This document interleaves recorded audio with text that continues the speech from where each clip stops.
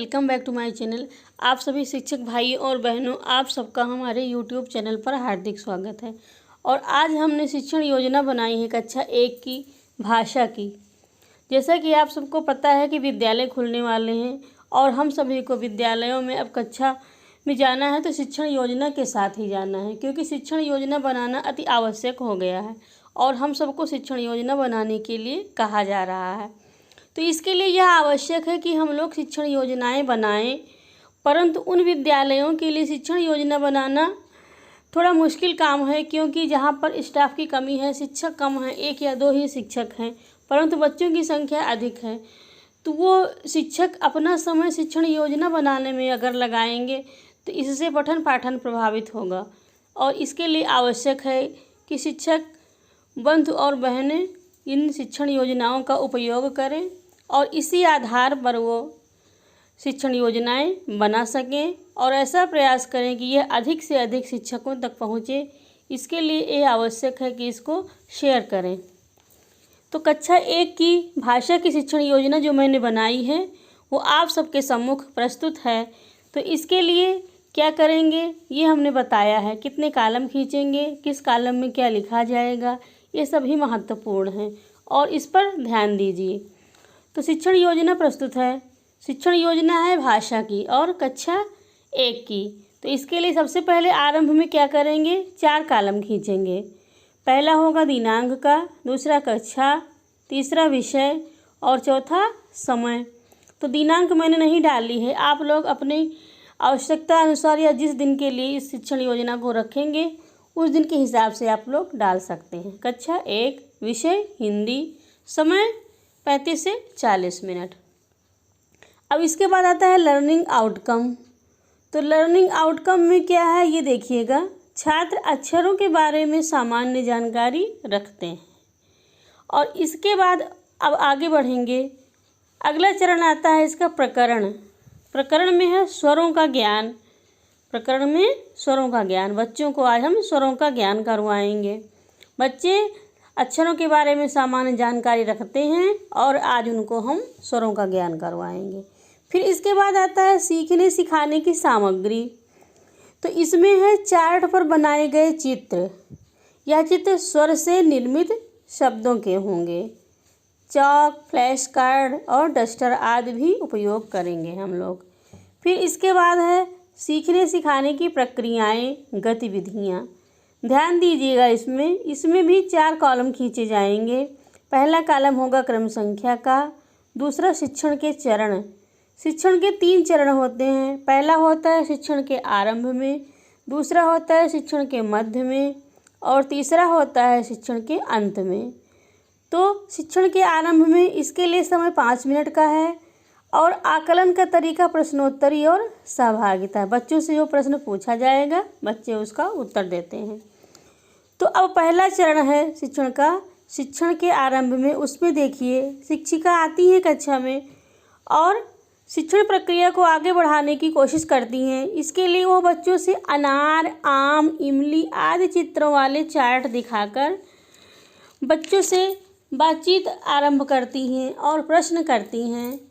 बच्चों, अ से क्या बनता है, बच्चों को चित्र दिखाती हैं।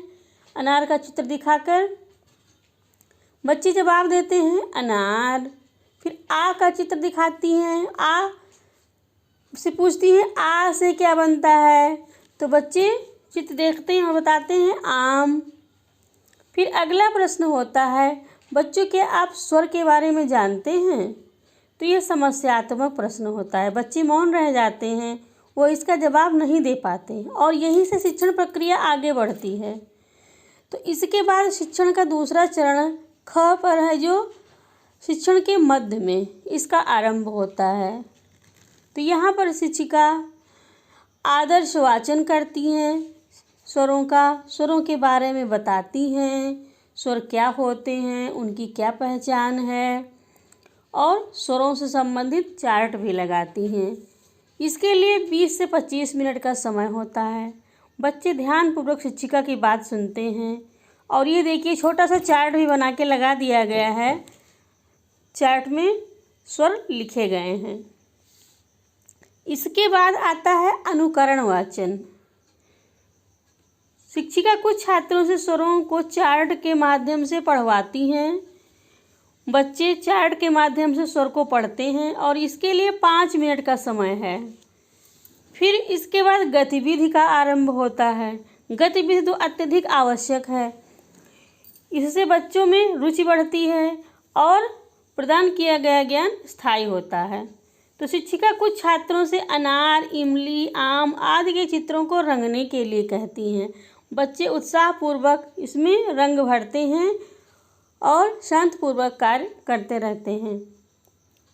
और इसके बाद देखिए तीसरा चरण आता है शिक्षण के अंत में। इसके लिए भी 5 मिनट का समय रहता है। इस गतिविधि में शिक्षिका बच्चों को समूह में बैठाकर मौखिक रूप से प्रश्न करती हैं। बच्चे उत्साहपूर्वक पूछे गए प्रश्नों का जवाब देते हैं।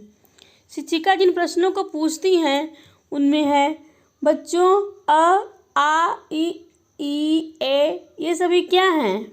तो बच्चों की तरफ से उत्तर मिलता है यह सभी स्वर हैं, क्योंकि अब बच्चे स्वर के विषय में जान गए हैं।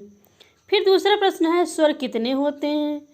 बच्चे भी इसका सटीक जवाब देते हुए कहते हैं स्वर 11 होते हैं। इसके बाद अगला प्रश्न पूछती हैं शिक्षिका सभी स्वरों के नाम बताइए।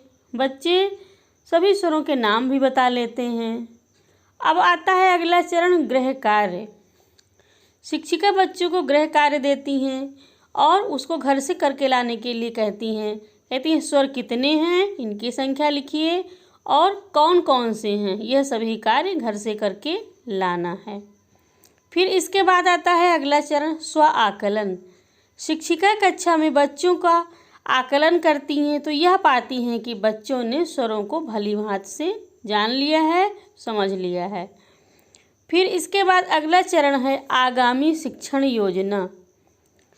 अब इसमें देखिएगा शिक्षिका पाठ में आई समस्याओं पर विचार करते हुए आगामी शिक्षण योजना का निर्माण करेंगी।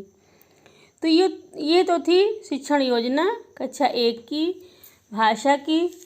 आप इसको इसी प्रकार भी उपयोग में ला सकते हैं या इसी आधार पर कुछ फेरबदल करके अपनी इच्छा अनुसार कुछ बदलाव ला करके दूसरी नई शिक्षण योजना भी बना सकते हैं। ये शिक्षण योजना आपको कैसी लगी? अगर आपको अच्छी लगी हो तो कमेंट बॉक्स में अवश्य लिखें और शेयर करें ताकि और भी शिक्षकों के ये काम आ सके। और हमारे चैनल को अवश्य सब्सक्राइब कर लें। यदि हमारे चैनल पर नए हैं तो बेल आइकन के साथ इसको सब्सक्राइब करें ताकि आपको नोटिफिकेशन प्राप्त हो सके और नई नई जानकारी से भरी हुई वीडियो भी आपको प्राप्त हो सके। तो अगली बार फिर मिलेंगे एक नई शिक्षण योजना के साथ। तब तक के लिए आप सबका बहुत बहुत धन्यवाद। नमस्कार।